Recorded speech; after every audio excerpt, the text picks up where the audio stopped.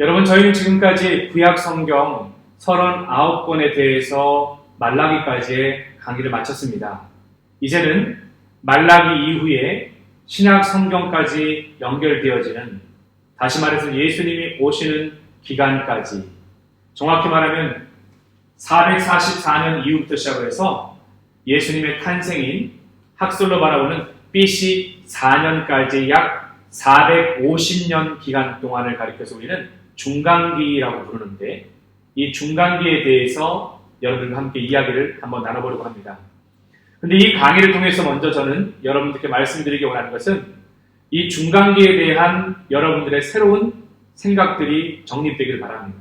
지금까지 많은 신학자들은 이 444년 말라기 이후에 예수님이 오실 때까지의 기간을 가리켜서 중간기 혹은 암흑기라고 불렀습니다. 왜 암흑기라고 불렀겠습니까?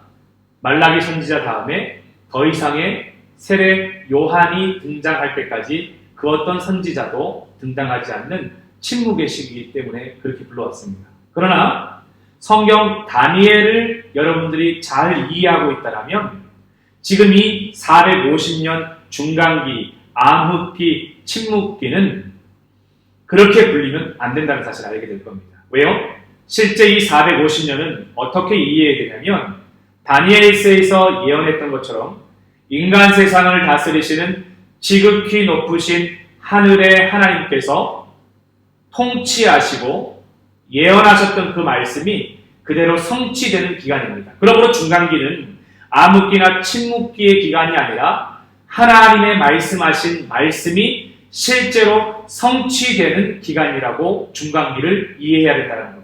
그래서 여러분, 저는 지금 좀 더 다니엘서를 한 번 더 여러분들과 함께 이야기를 나누고 이 다니엘서에서 하나님께서 어떻게 예언을 하셨는지, 그리고 그 예언하신 것이 어떻게 성취되고 말씀대로 이루어져 가고 있는지 여러분들과 함께 이야기를 나눠보도록 하겠습니다. 자, 먼저 구약에 대한 타임라인을 한번 좀 더 지켜볼 것 같으면요, 우리는 구약의 타임라인의 핵심 포인트를 966년인 솔로몬의 성전 건축으로부터 열왕기상 6장 1절에 나와 있는 본문을 가지고 잡았었습니다. 물론 솔로몬의 제2의 시작 기간이라고 해당되어지는 970년이 여기에 해당되어지겠지요. 그러면 966년 이후에 931년에 솔로몬의 아들인 르호보암부터 시작을 해서 나라가 둘로 나눠지게 되어지는데, 북이스라엘 같은 경우에는 사마리아가 수도가 되어지는데 여로보암에 의해서 진행되어지게 되어지고, 남쪽 유다 같은 경우에는요 예루살렘을 수도로 해서 르호보암에 의해서 진행이 되어집니다. 근데 안타깝게도 북쪽은 722년에요. 어디에 의해서요? 아수르에 의해서 멸망을 당하게 되어지죠. 그리고 남쪽 유다는 총 3차례에 걸쳐서 제1차 바벨론 침공이 605년에 제18대 왕이었던 여호야김이 통치할 때 다니엘이 포로로 붙잡혀가게 되어지고요. 2차 바벨론 침공인 597년은요 남유다의 제19대 왕이었습니다. 여호야김 왕이 통치할 때 에스겔이 포로로 붙잡혀가게 되어지고요. 그리고 제3차 침공인 586년에 시드기야가 제20대 왕으로 통치할 때 두 눈이 뽑힌 채 쇠사슬을 묶여서 바벨론으로 포로로 붙잡혀가게 되어집니다.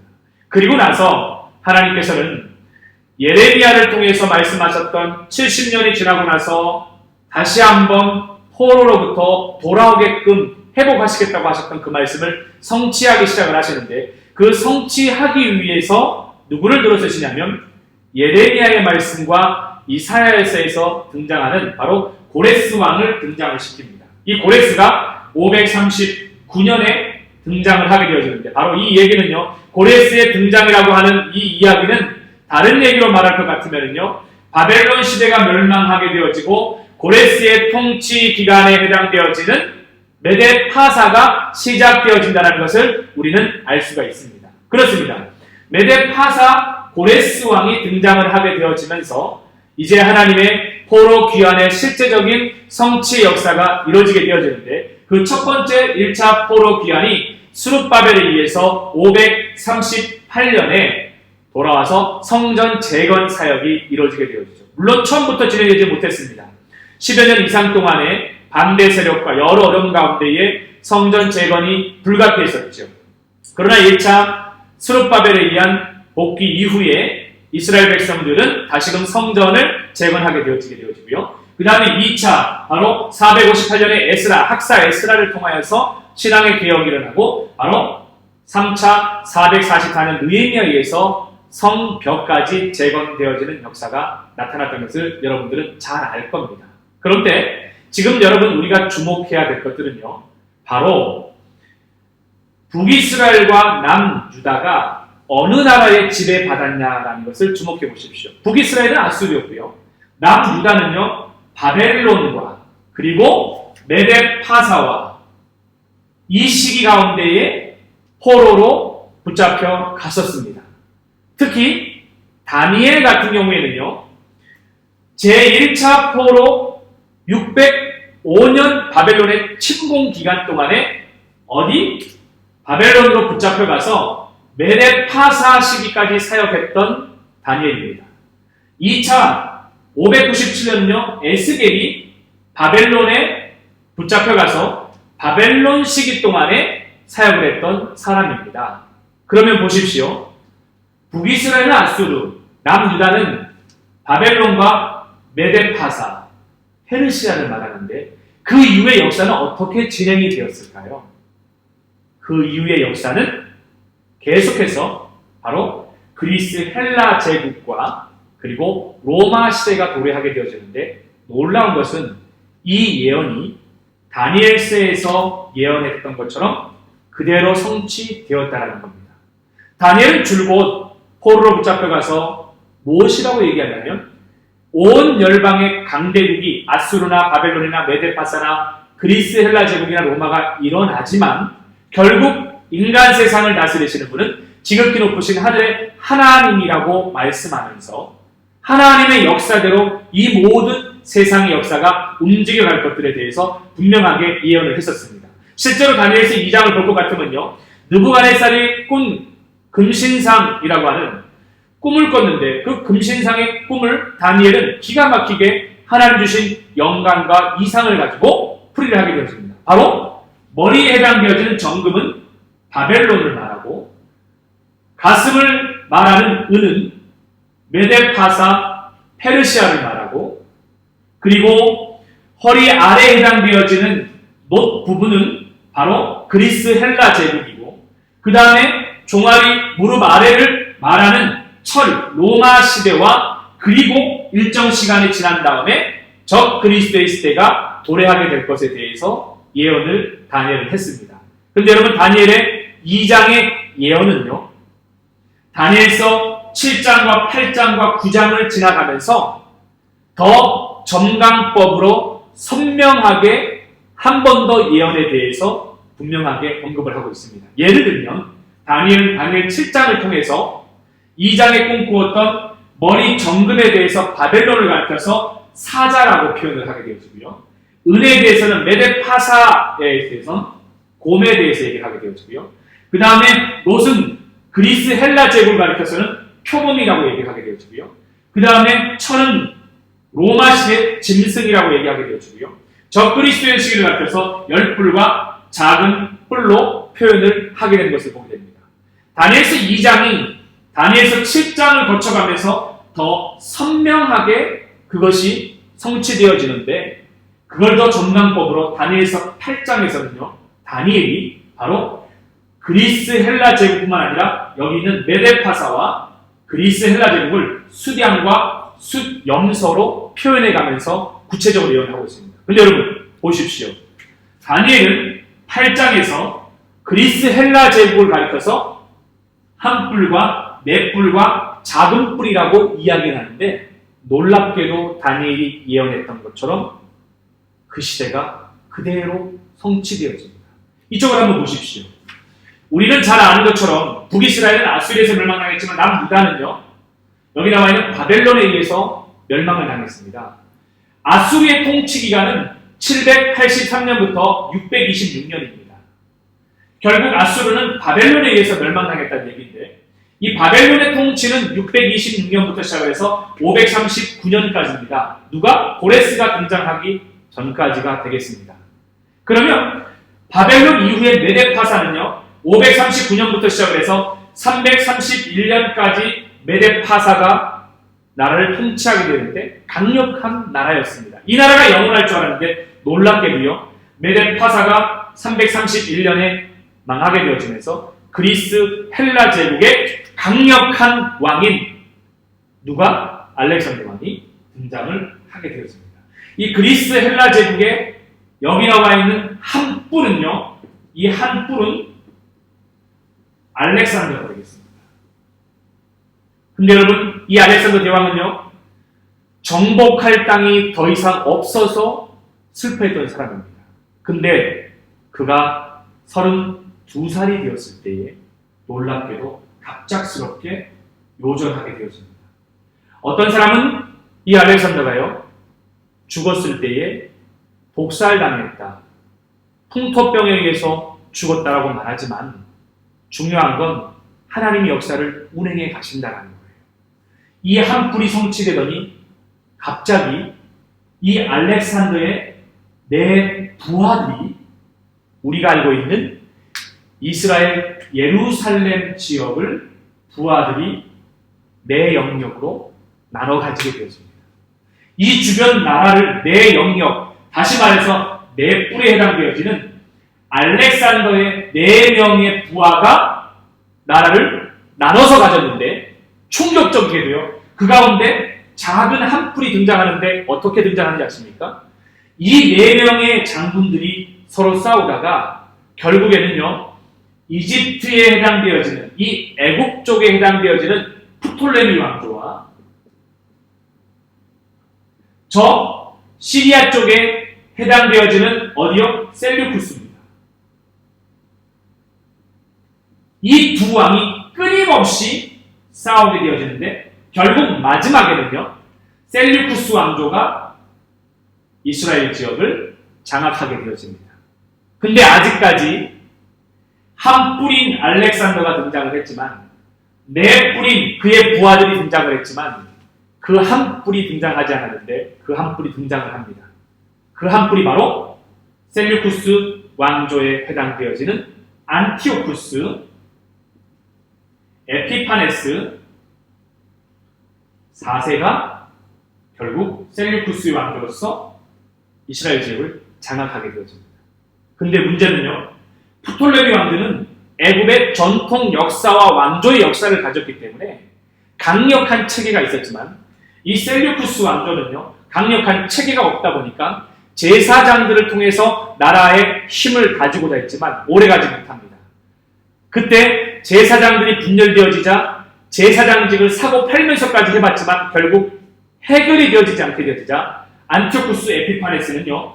강력한 제도적인 장치와 종교적인 장치를 마련하게 되어지는데 바로 하나님의 거룩한 예루살렘 성에서 제사를 드리지 못하고 제우스에게만 제사를 드리도록 하게 되어집니다.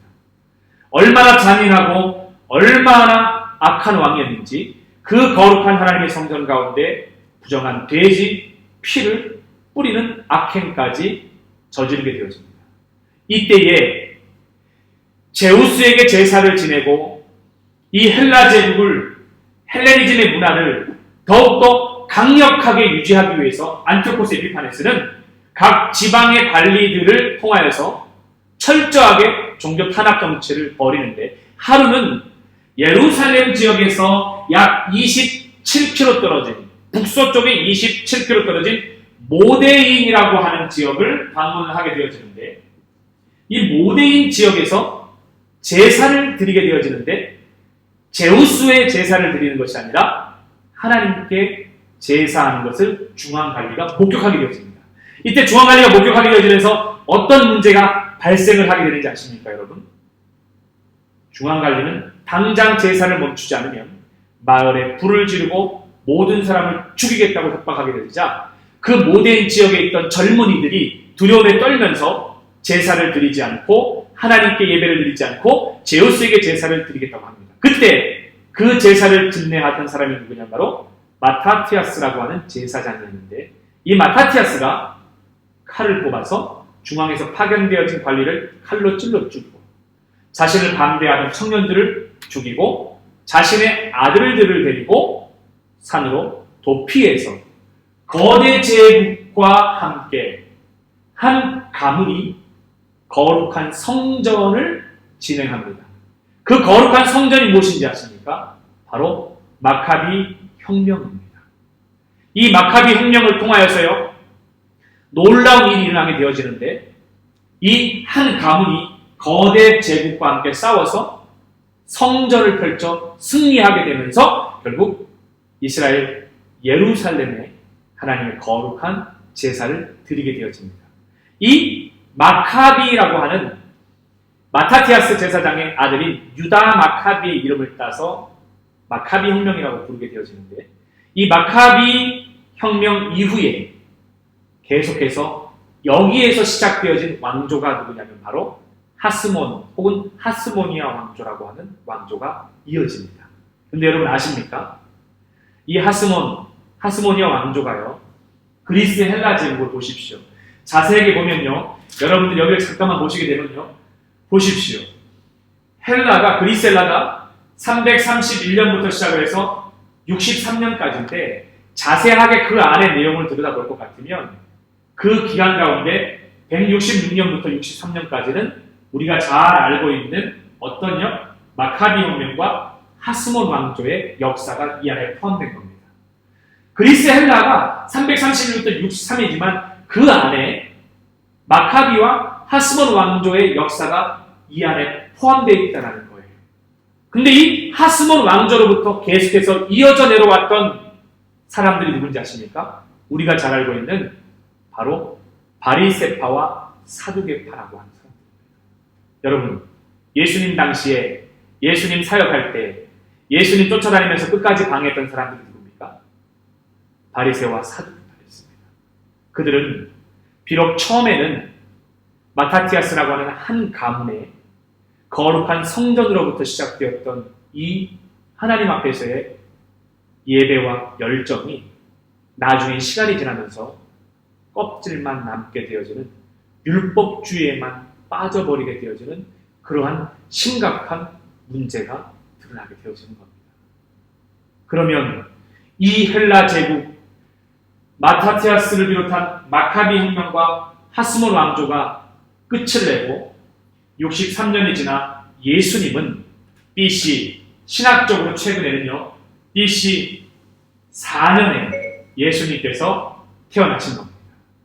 그리고 나서요, 예수님께서 태어나시게 되어지고요, 그 이후에 우리가 잘 알고 있는 것처럼 예수님의 공생의 사역이 30년간 준비가 되어지고, 실제 공생의 사역이 3년간 가르치고 치유하고 전파하시는 사역이 되어지는 겁니다. 결국 예수님은 로마 시대의 헤롯 왕 때의 BC 4년경에 말씀대로 미가서 5장 2절처럼 우리가 잘 알고 있는 것처럼 베들레헴에서 태어나게 되시는 겁니다. 근데 충격적인 건 여러분, 다니엘은 이 예수님이 태어나실 거에 대해서요, 이미 다니엘서 2장에서 예언을 하고 있습니다. 뜨인 돌이 되어 예수님이 세상을 파에 흩으시는 것에 대해서 예언을 하고 있고요. 다니엘서 9장에 가서는요, 70일회를 통해서 62일회와 7일회, 69일회가 지나고 기름 부음 받은 자가 끊어질 것에 대한 예수님의 십자가 사역까지 예언했던 놀라운 하나님의 사람이었습니다. 결국 다니엘이 예언했던 것처럼 예수님께서 헤롯 때에 태어나게 되는데, 여러분, 로마 시대는 철과 진흙의 시대라고 말합니다. 진흙은 붉은 걸 얘기하죠.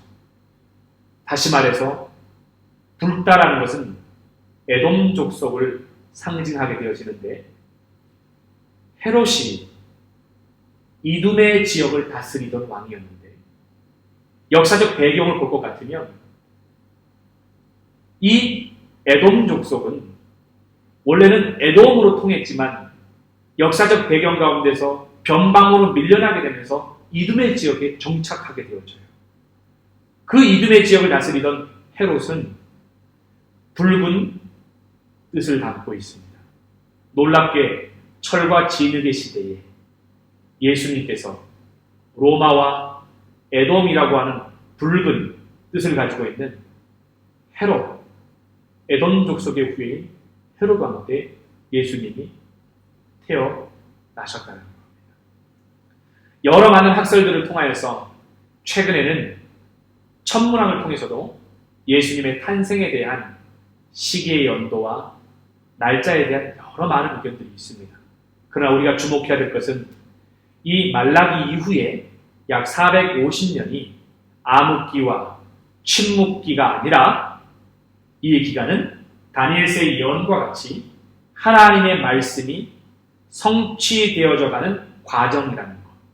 그렇게 바라본다면 결코 중간기는 우리가 그냥 넘어가야 될 기간이 아니라 다니엘서의 말씀을 통해서 분명하게 선명하게 이해하고 또 주목하고 그 인간 세상을 다스려 가시는 놀라운 하나님의 은혜에 대해서 목도할 수 있는 기간이 되어야 된다라는 것입니다.